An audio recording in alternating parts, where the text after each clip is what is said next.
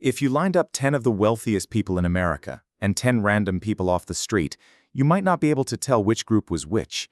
The ultra-wealthy often look, by most conventional measures, underdressed, worn khakis, faded Oxford shirts, loafers that have seen better decades, no visible jewelry, no watches that scream.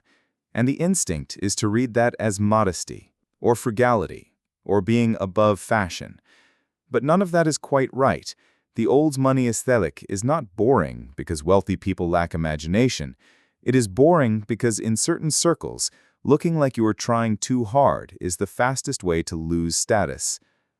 Old money as a concept describes wealth that has persisted across multiple generations. Not a first-generation founder, not a tech IPO.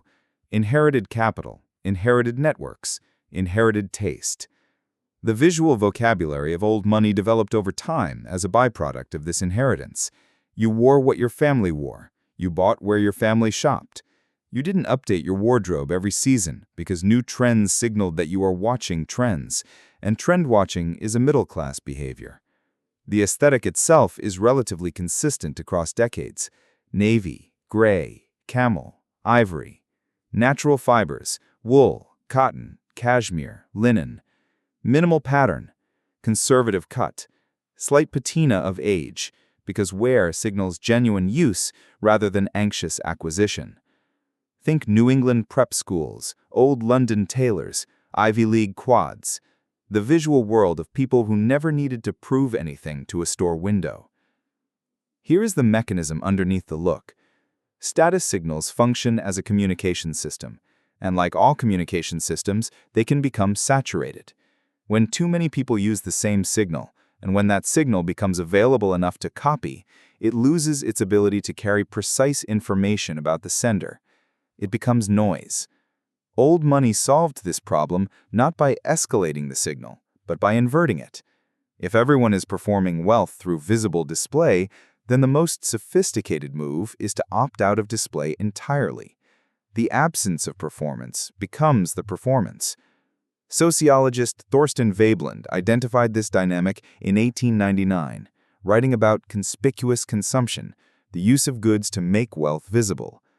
But the counterpart, which later scholars explored, is what might be called inconspicuous consumption, the use of restraint, understatement, and insider codes to communicate status to those who can read them, while remaining invisible to those who cannot. The old money look is not readable by outsiders. That is a feature, not a flaw. There is a deeper social logic at work here, and it connects to how elite groups maintain boundaries. Effort signals wanting, and wanting signals that you haven't arrived. When someone spends visible effort on their appearance, curated, trend-conscious, obviously styled, they communicate that external approval matters to them, which implies a degree of social insecurity. The old money aesthetic communicates the opposite. Clothes that fit because they were made for the body, not the season. Shoes that have been resold 3 times because the last is perfect. A coat that looks like it came from a grandfather's closet, and might have. This is effortlessness as status signal, and it is extraordinarily difficult to fake because the effort required to look effortless is invisible by design. The counterpart to this shows up when new money enters the room. First-generation wealth tends to overinvest in visible signals, brands, newness, obvious quality, because the audience for those signals includes everyone. Old money invests in quality that requires knowledge to recognize, because the only relevant audience is the group that already knows. In the early 2020s, old money aesthetic became a search term, a TikTok genre, and eventually a major fashion industry talking point.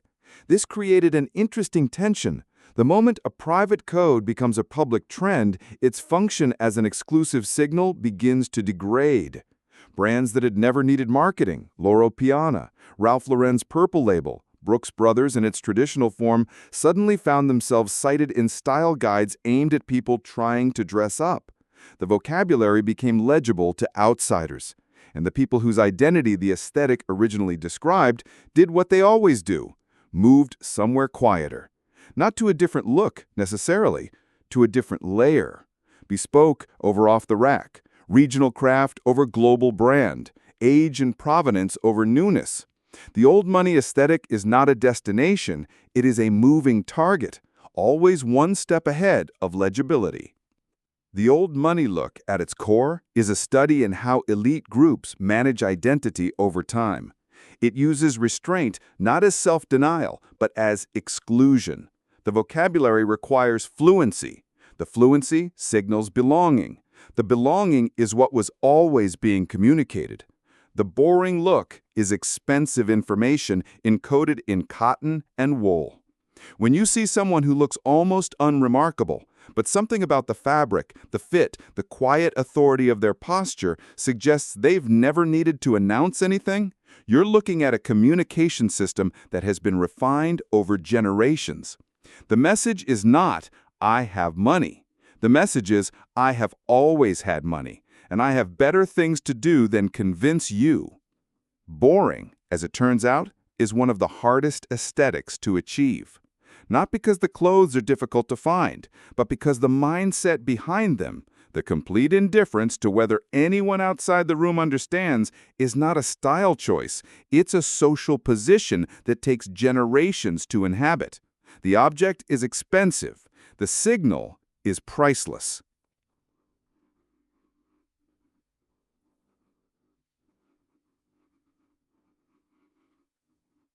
Subscribe to Status Theory. We decode the hidden psychology behind wealth, taste, and power every week. And if this episode made you see something differently, share it with someone who would get it.